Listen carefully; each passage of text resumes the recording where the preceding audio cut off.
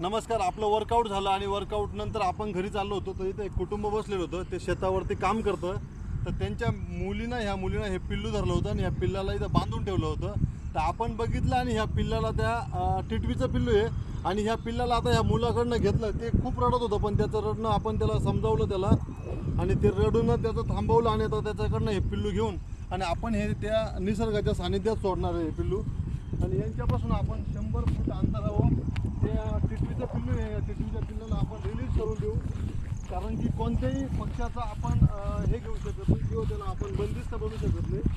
तर हे पिल्लू आपण निसर्गाच्या सानिध्यात आता रिलीज करतोय, कारण की याची माय पण याची वाट बघत असेल कुठेतरी आणि याची माय याची वाट बघते, तर याला आपण बंदिस्त करून देऊ शकत नाही. तर या पिल्लाला आपण टिटवीच्या स्वाधीन करू आता. चल बाळा, फटाफट पुढे तिला वाटत बघ. कमॉन कमॉन कमॉन, जाओ जाओ जाओ जाओ जाओ जाओ जाओ जाओ, शाबाश शाबाश शाबाश, जाओ जाओ जाओ जाओ जाओ, कमॉन कमॉन कमॉन. चला, आपण त्या पिल्लाला रिलीज केलं आणि ते आता गेलं ते पिल्लू. चला.